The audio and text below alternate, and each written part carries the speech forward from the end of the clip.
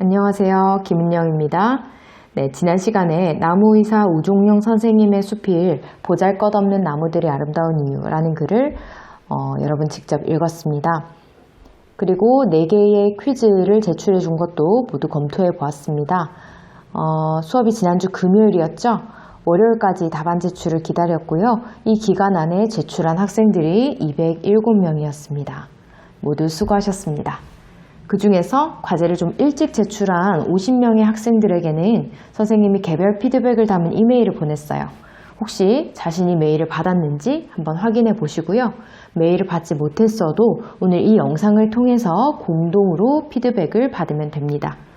자, 밴드에 여러분이 제출한 답안 파일을 올려뒀고요. 자신이 어떤 답을 썼는지 혹시 기억나지 않는 친구들은 이 파일을 열어보고 자기 답을 확인하고 틀린 부분이 있으면 보충해서 메모해 두시면 됩니다.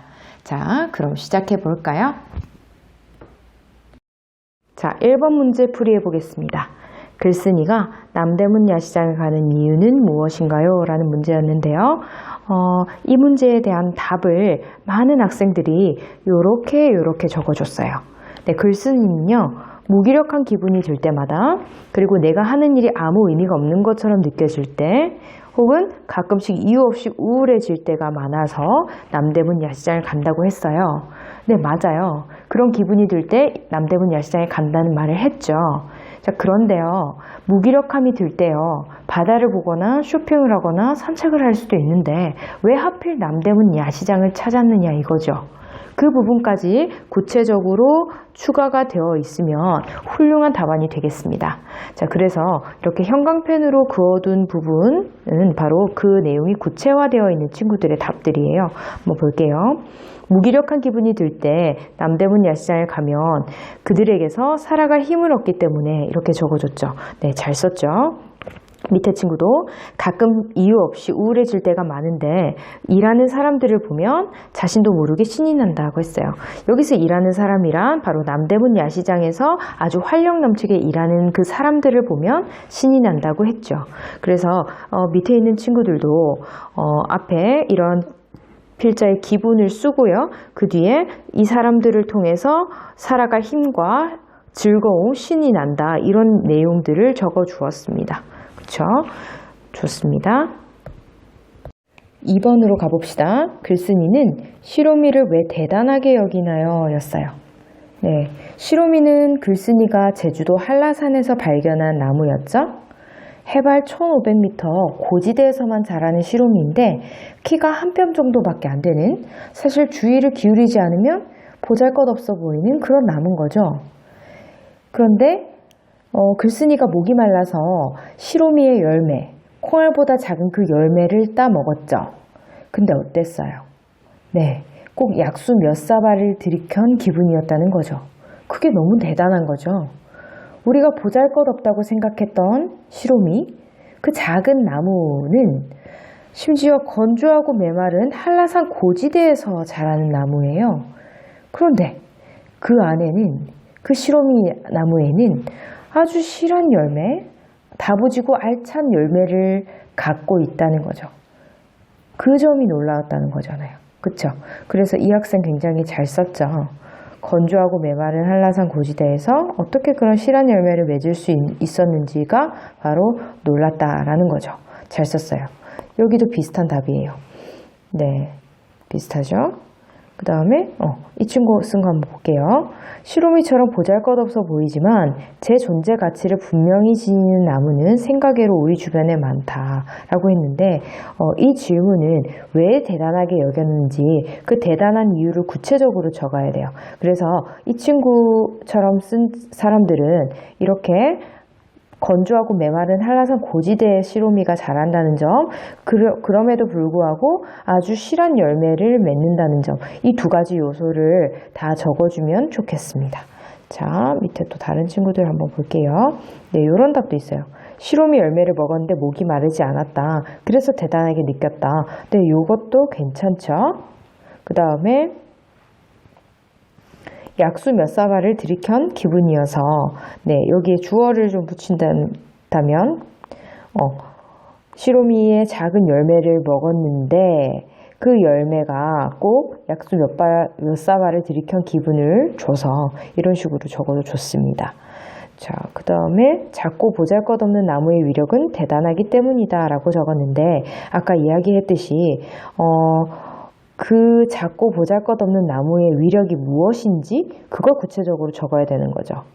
그 위력은 바로 목이 마르지 않게 하는 아주 실한 열매, 목마름을 해소해주는 실한 열매를 갖고 있었다라는 겁니다.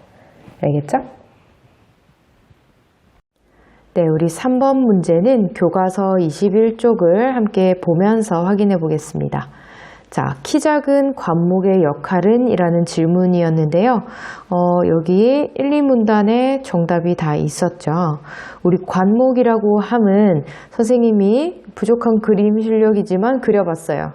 이렇게 키가 작고 원줄기와 가지 구분이 분명하지 않고 밑동에서부터 이렇게 가지가 막 여러 개 치는 그 나무, 그게 관목이죠. 시로미, 개나리, 진달래 이런 나무들, 이런 게 관목입니다. 그리고 여기 설명되어 있듯이 우리가 공원이나 건물가에서 아주 흔하게 보는 그런 나무예요. 그래서 이런 키 작은 관목들은요, 어떤 역할을 한다? 첫 번째, 숲이 생길 때 가장 중심부에서 그 틀을 잡아준다 라고 했어요. 그래서 틀을 잡아주고 그 다음에 중심부에 계속 있는 게 아니라 누구에게 자리를 내줘요? 네, 이 키 큰 이 교목들, 얘네들한테 자리를 내줘요. 그러면 언저리로 주변으로 밀려나겠죠. 그런데 주변에 자리 잡은 이 관목들은 자기들을 밀어낸 교목들을 오히려 보호해 줍니다. 그쵸?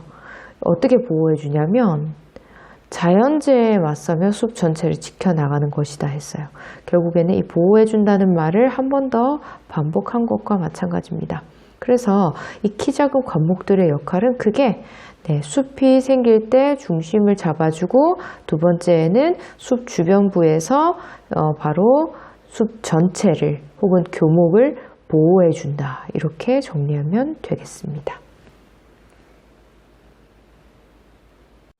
4번 개척식물의 역할은 한번 보겠습니다. 자, 개척식물에 대한 설명은 아까 관목에 대한 설명 아랫부분에 있는데, 기본적으로 개척식물은 불모지에 가장 먼저 들어와 집안을 안정시키고 다른 나무들이 살아갈 윤택한 토양을 만들어낸다라고 했어요. 그쵸? 그래서 그 종류로 쑥, 억새, 고사리 이런 것들이 있다고 했어요. 그 밑에는 개척식물 중에 쌀이나무와 고사리가 구체적으로 어떤 역할을 하는지 좀 더 설명을 덧붙이고 있거든요. 자, 쌀이나무는 특히 불난 자리를 푸르게 녹화해주는 주역이다라고 돼 있고, 고사리는 잿더미 속에 가장 먼저 자리를 잡고 싹을 틔운다라고 했어요. 자, 그런데 우리 답을 쓸 때요, 요거 두 개까지 포함해서 써줘도 되지만 결국에는 불난 자리, 잿더미 이런 거 전부 다 더 이상 생명이 살 수 없을 것 같은 그런 메마른 땅을 뜻하는 불모지에 포함할 수 있는 말이죠. 그렇기 때문에 요 한 문장만으로도 충분히 개척식물의 역할 이라고 볼 수가 있겠죠. 그래서 이 문장을 답으로 쓰시면 되겠습니다.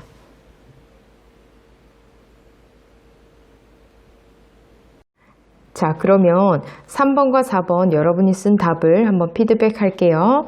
자, 7번 학생들이 쓴 글을 가지고 와봤어요. 자, 먼저 3번 관목의 역할입니다. 관목은 크게 두 가지 역할을 했죠. 먼저 숲의 중심부에서 틀을 잡아주는 역할을 했고요. 두 번째에서는 주변으로 밀려난 다음에도 교목을 보호해주는 역할을 했어요. 네, 이 두 가지를 크게 적으면 됩니다. 자, 이 학생 볼까요? 언저리에 자리 잡아 교목들을 보호해준다. 이것은 바로 두 번째에 해당하는 거죠. 그래서 1번 내용을 더 추가해 주셔야 합니다.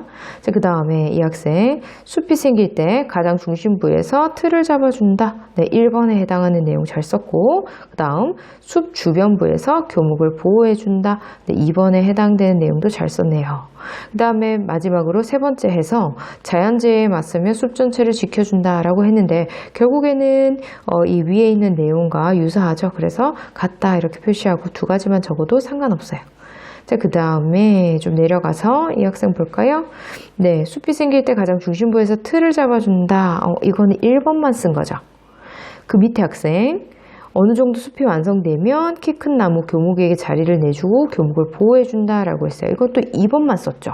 그래서 이 두 학생이 합쳐지면 제일 좋겠네요. 네, 서로 보완해서 적어 놓으시면 되겠습니다.